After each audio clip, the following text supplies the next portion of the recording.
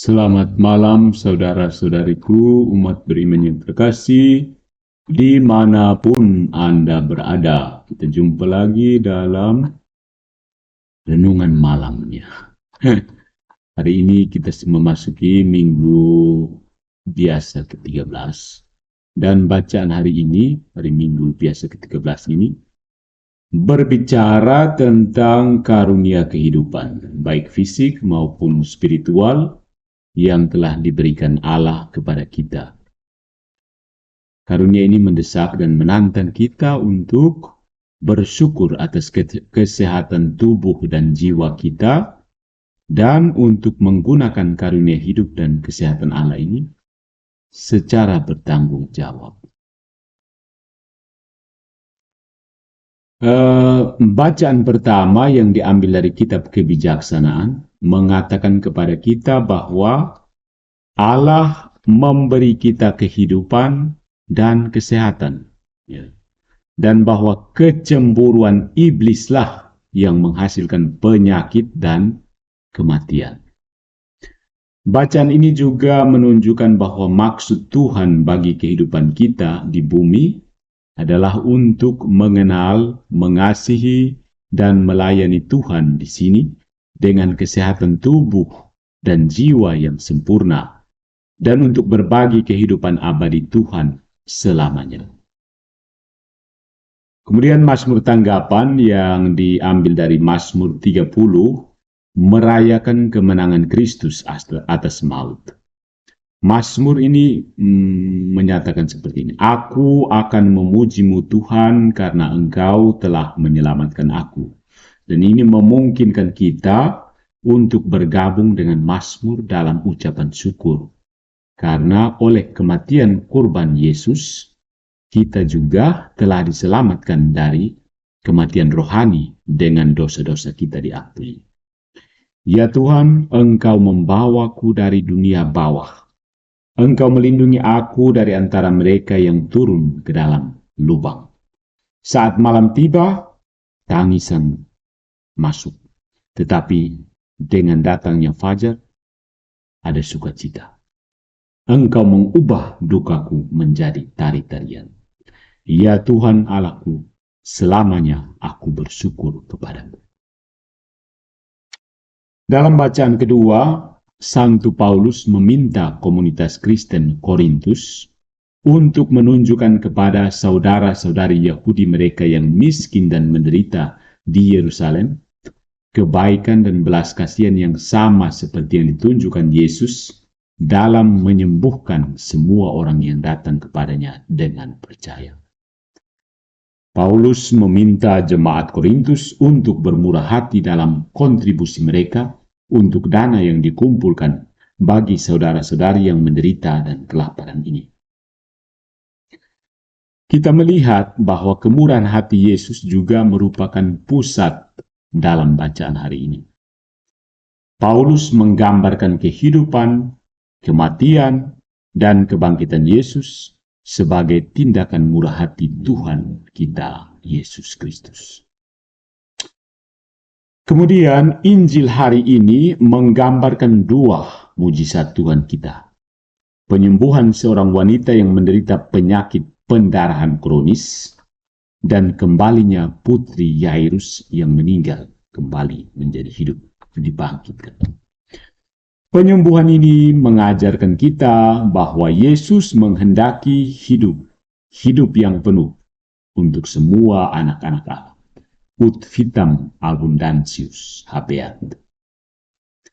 Kedua penyembuhan ini juga mengungkapkan Yesus sebagai juru selamat yang murah hati, baik hati, dan penuh belas kasihan, yang menghendaki agar manusia menjalani kehidupan mereka yang sehat sepenuhnya, dan menawarkan bukti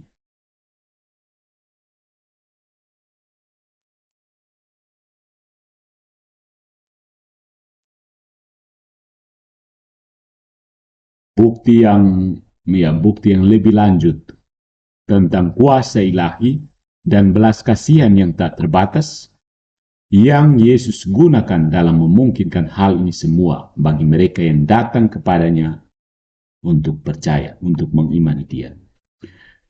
Mujizat-mujizat ini dikerjakan oleh Yesus sebagai imbalan atas iman yang penuh kepercayaan dari seorang pemimpin sinagoga dan seorang wanita dengan sakit pendarahan. Meskipun iman penguasa mungkin sudah cacat, dan iman wanita itu mungkin sedikit bersifat takyul, seperti superstisius, Yesus cukup menghargai iman yang mereka miliki dengan memberi mereka kesehatan dan kehidupan. So, mari kita periksa kitab Kebijaksanaan, bab 1 ayat 13-15, bab 2 ayat 23-24. Bacaan ini mempersiapkan kita untuk tema Injil dengan menjelaskan asal-usul kejahatan dan kematian di dunia. Ya. Dalam Injil hari ini, Yesus menghidupkan kembali seorang gadis yang mati dan menyembuhkan seorang wanita dari penyakit kronisnya. Nah, kita mengajukan pertanyaan yang cukup, pertanyaan yang abadi. Bagaimana Tuhan yang baik mengizinkan kejahatan seperti kemiskinan, AIDS, Holocaust, penembakan massal yang acak, dan serangan teroris? Bagian hari ini dari kitab Kebijaksanaan membela kebaikan Allah dengan menyatakan Allah tidak membuat maut dan ia juga tidak bersuka cita dalam kebinasaan orang hidup. Kebijaksanaan bab 1 ayat 13. Jadi penulis Kebijaksanaan sedang berbicara tentang kematian yang diakibatkan oleh dosa, pemisahan kekal dari Tuhan. Penulis, ya, autor dari dosa dan kematian itu adalah iblis. Dan ketika kita berdosa, kita bekerja sama dengan rencana iblis untuk kehancuran kita sendiri. Allah kita adalah Allah kehidupan. Kehendaknya bagi kita adalah bahwa kita harus memiliki hidup yang lebih berkelimpahan. Kebenaran bahwa takdir sejati manusia adalah hidup tanpa akhir dengan Tuhan dinyatakan untuk pertama kalinya dalam Perjanjian Lama itu dalam kitab Kebijaksanaan.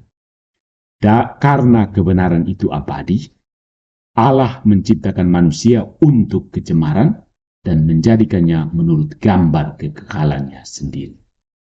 Kebijaksanaan bab 1 ayat 15 dan bab 2 ayat 23. Ini berarti bahwa tujuan hidup yang diberikan Tuhan kepada kita adalah untuk mengenal dan mencintai dan melayani Tuhan di sini, tempat ini, dan untuk berbagi kehidupan Tuhan dalam kebahagiaan selamanya di surga. Itu dari bacaan pertama kitab Kebijaksanaan. Kemudian dalam bacaan kedua dari 2 Korintus bab 8 ayat 7, ayat 9, ayat 13-15. Rasul Santo Paulus berbicara kepada orang-orang Kristen di Korintus.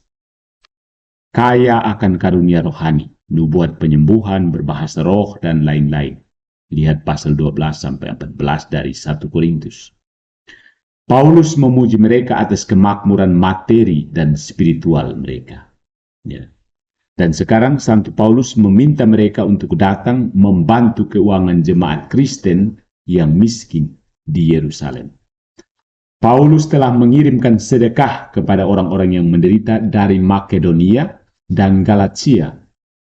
Sekarang dia meminta orang-orang bukan Yahudi di Korintus yang bertobat untuk menunjukkan solidaritas dan persatuan mereka dengan saudara-saudara Yahudi mereka dengan mempraktikkan kebajikan amal kasih seperti yang telah dilakukan orang Makedonia.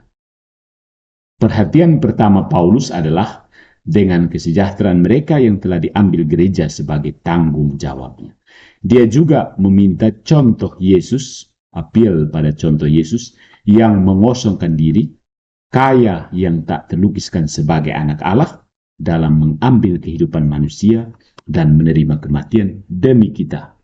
Kasih yang dimiliki Santo Paulus bagi jemaat Korintus adalah hadiah diri ini sendiri. Dalam Injil hari ini kita memiliki apa yang sering disebut suatu apa? Ya, istilahnya dalam bahasa sebuah sandwich. Sandwich itu apa? Roti yang lapis ya. Sandwich. Suatu cerita terbungkus atau sandwich. Sandwich Santo Markus. Roti lapis Santo Markus. Ada satu cerita yang terbungkus atau terjepit di antara awal dan akhir yang lain. Sandwich Markan in English. Roti lapisnya Santo Markus. Pada teks kita ini, kita memiliki kombinasi yang tidak biasa dari dua cerita mujizat. Ada dua kisah mujizat. Satu terkandung di dalam yang lain. Penyembuhan dan pemulihan kehidupan. Kisah wanita dengan aliran darah yang terputus dan terjepit di antara dua bagian dari kisah permohonan Yairus untuk putrinya yang sekarat dan hasilnya. Hasil dari kedua cerita itu. Kedua mujizat ini dikerjakan oleh Yesus sebagai imbalan atas iman yang penuh kepercayaan dari seorang pemimpin sinagoga dan seorang wanita dengan pendarahan. Meskipun penguasa mungkin telah mempercayai Yesus, sang penguasa tadi, mungkin saja dia percaya Yesus karena ya putus asa kan, mau berharap bagaimana, dia terpaksa Yesus saja. Dan iman wanita itu mungkin sedikit bersifat tahyul ya, bagaimana mungkin hanya menjamah jubah-jubahnya saja. Jadi sedikit berbau tahyul. Tetapi bagaimanapun juga, iman mereka yang mungkin cacat pun dihargai secukupnya oleh Tuhan kita Yesus Kristus. Ya. Cerita ini memiliki beberapa fitur yang umum. Ada seorang wanita berusia 12 tahun dan yang lainnya telah menderita selama 12 tahun. Nah, wanita berumur 12 tahun, tetapi yang seorangnya sudah menderita selama 12 tahun. Sedikit ada paralelnya. Keduanya disebut anak perempuan dan keduanya membutuhkan penyembuhan fisik. Ayah gadis itu didorong untuk memiliki iman dan wanita yang lebih tua itu dipuji karena imannya. Kedua kisah ini menggambarkan kuasa Yesus atas penyakit kronis dan kematian. Dalam setiap penyembuhan, Yesus menunjukkan kemurahan hati Tuhan yang luar biasa dengan memberikan kehidupan dan keselamatan kepada penerimanya. Di samping penyembuhan fisik. Mari kita melihat pengalaman iman dari Yairus itu dan perempuan yang sakit yang menderita itu. Yairus sebagai penguasa sinagoga, Yairus adalah orang yang dihormati dalam komunitas Yahudi setempat.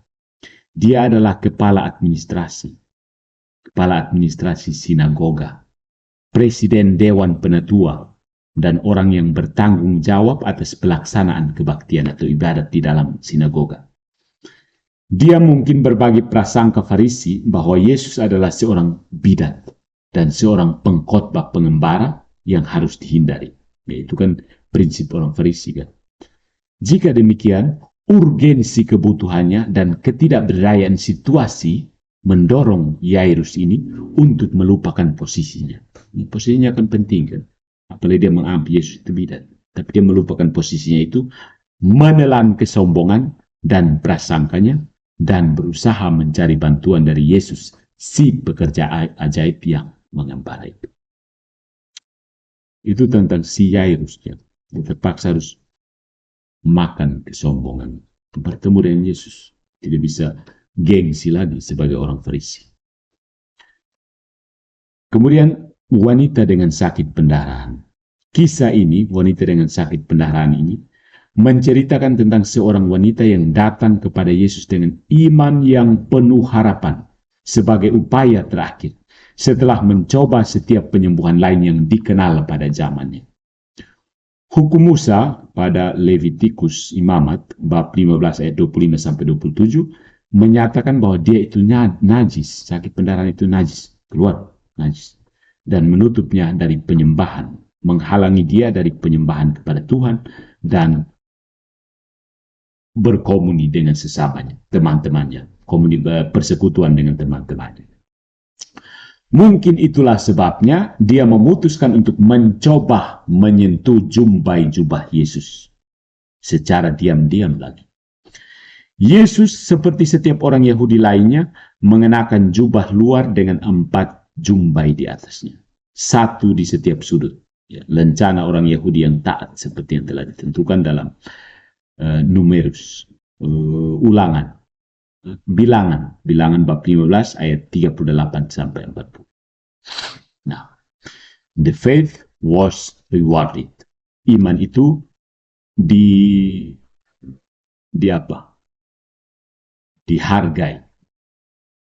Keberanian wanita itu dalam menyentuh jubah Yesus yang menurut hukum Taurat itu sebenarnya membuat Yesus jadi najis, bisa membuat marah sang guru.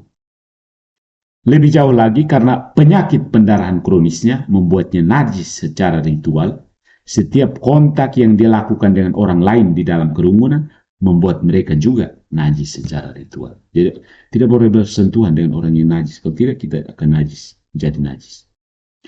Tetapi imannya pada kuasa penyembuhan Yesus begitu kuat sehingga dia berisiko melanggar semua aturan sosial untuk mencari apa yang dia yakini dapat Yesus lakukan untuk dia. Dengan penuh kasih sayang dan memanggilnya putri, anakku, Yesus menjalin hubungan dengan dia dan memberinya jaminan bahwa dia disembuhkan. Putri, daughter, imanmu telah menyelamatkanmu. Pergilah dalam damai dan sembuhlah dari penderitaan. Selain itu, dia memperoleh hubungan pribadi dengan Yesus sebagai anggota keluarga Yesus. Itu dijelaskan dalam bab 3 ayat 35. Dengan percaya pada kuasa Tuhan dan melakukan kehendaknya, perempuan ini tidak hanya disembuhkan secara fisik, tetapi juga sepenuhnya dipulihkan ke kehidupan religius dan sosial yang normal. Karena pada mulanya dia najis, sekarang dia diterima kembali. Ini adalah sentuhannya yang berani terhadap pakaian Yesus, yang merupakan faktor utama dalam penyembuhan. Itu tentang kisah perempuan yang sakit pendarahannya. Tapi ada cerita lainnya juga, itu putri Yairus. The faith that brought back life from death. Iman yang membawa kembali hidup dari kematian. Ketika Yesus mengutus perempuan itu ke rumahnya, Yairus menerima berita mengejutkan tentang kematian putrinya. Tetapi Yesus bersikeras untuk pergi ke rumah Yairus dan menghibur sang ayah dengan berkata, "Jangan takut, percayalah saja." Ungkapan "jangan takut" ini muncul dalam Alkitab sebanyak 366 kali. Mereka yang menyambut Yairus di rumahnya adalah pelayat profesional yang beratap, memukuli dada mereka,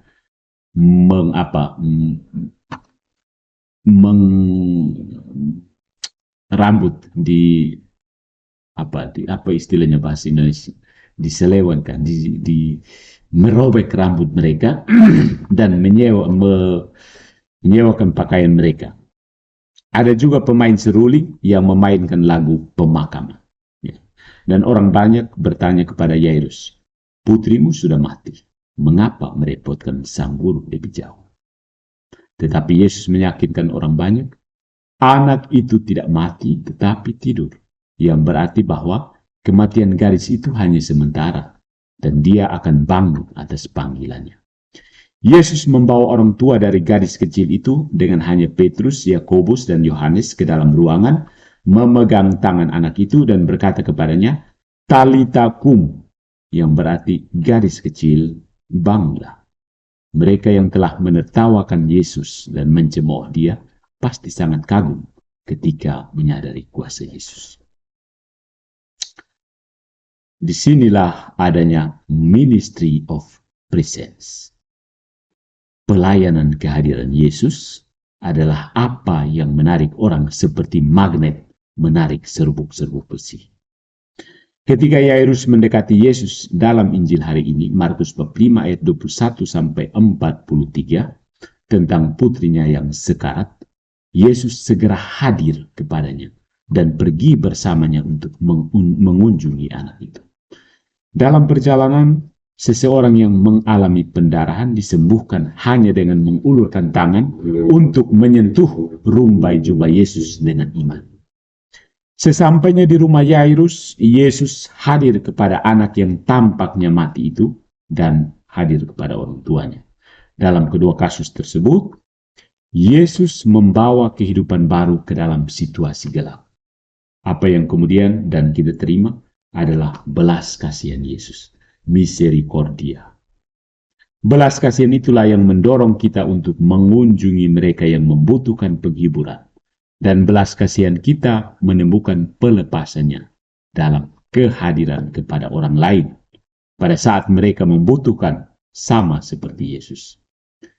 Penghiburan adalah karya kerahiman rohani, dan mengunjungi yang sakit dan sekarat adalah karya kerahiman jasmani. Misteri kerahiman ini secara luar biasa diungkapkan dalam kehidupan Yesus, dan seperti yang diajarkan Paus Santo Yohanes Paulus II kepada kita, adalah misi kita yang terus-menerus untuk mewartakan dan memperkenalkan kerahiman itu ke dalam kehidupan kita sehari-hari. Dives in Misericordia pada tahun 1980, artikel 14. Hanya dengan hadir bagi mereka yang membutuhkan, itu sendiri adalah penyembuhan. Datang untuk membantu sesama kita pada saat dibutuhkan, baik rohani maupun jasmani, adalah tindakan amal atau karya belas kasihan. Itu menurut KGK, artikel 2447. Ketika kita melayani mereka yang terluka, kita melayani Kristus yang mengidentifikasi diri dengan mereka. KGK, artikel 544. Nah, saudara-saudariku, kita perlu menerima panggilan Tuhan untuk kesehatan, keutuhan, dan kesucian. Yesus menerima kita apa adanya. Oleh karena itu, marilah kita membawa penyakit tubuh dan luka-luka rohani kita kepada Yesus untuk disembuhkan. Kita harus berdoa untuk penyembuhan yang akan memberi kita kesehatan spiritual dan fisik dalam setiap aspek kehidupan kita, sehingga kita dapat berfungsi dalam harmoni yang sempurna dengan kehendak Tuhan, dengan orang-orang di sekitar kita, dan dengan lingkungan kita. Sebagai orang Kristen, kita percaya bahwa Yesus terus menyembuhkan kita melalui alat manusia dalam profesi medis seperti dokter, perawat, dan teknisi medis. Karena itu, ketika kita pergi ke dokter, kita perlu berdoa kepada Kristus, penyembuh ilahi, agar kita dapat memilih dokter yang tepat, yang akan membuat diagnosis yang benar, meresepkan perawatan yang benar, dan memberi kita obat yang benar. Janganlah kita melupakan kebenaran bahwa di atas dan di luar kemampuan dan keterampilan penyembuh manusia terbesar, Kristus masih melakukan keajaiban penyembuhan. Marilah kita juga bersyukur kepada Tuhan atas karunia kesehatan yang besar dan menggunakannya untuk membantu mereka yang sakit. We need to continue the healing mission of the church. Kita perlu melanjutkan misi penyembuhan dari gereja. Sebagai anggota gereja, kita tidak dibebaskan dari panggilan kita untuk menjadi penyembuh. Ketika seorang teman kita sakit parah, keterampilan para dokter dan peralatan medis canggih mereka sering menjadi tidak berdaya. Kalau sudah sakit parah, dokter kadang angkat tangan kan. Apa yang dibutuhkan pasien dalam situasi seperti itu adalah perawatan, perhatian, dan kehadiran doa kita. Dan ini memungkinkan mereka untuk mengalami melalui kita kasih, belas kasihan, dan bela rasa dari Tuhan kita Yesus Kristus. Kita melakukan bagian kita dan misi penyembuhan Kristus dengan mengunjungi orang sakit. Kunjung orang sakit. Dan berdoa untuk penyembuhan mereka. Dan dengan meningkatkan moral mereka melalui kehadiran sekali lagi, dorongan, dukungan, dan inspirasi yang penuh kasih. We need to have trusting faith in the mercy and divine power of Jesus. Kita perlu meletakkan iman di dalam belas kasih dan kekuatan ilahi dari Yesus Tuhan kita. Syarat utama untuk efektivitas doa kita adalah iman kita dalam kebaikan dan belas kasihan Tuhan. Iman seperti itu hanya mungkin jika kita tetap berhubungan dengan Tuhan melalui doa, sakramen-sakramen, dan studi meditatif Alkitab. Setiap hari kita harus mengucapkan doa syukur yang sungguh-sungguh kepada Allah atas karunia iman yang aktif. Marilah, saudara-saudariku, kita mengingat nasihat bijak yang diberikan oleh Santo Ignatius dari Loyola ini.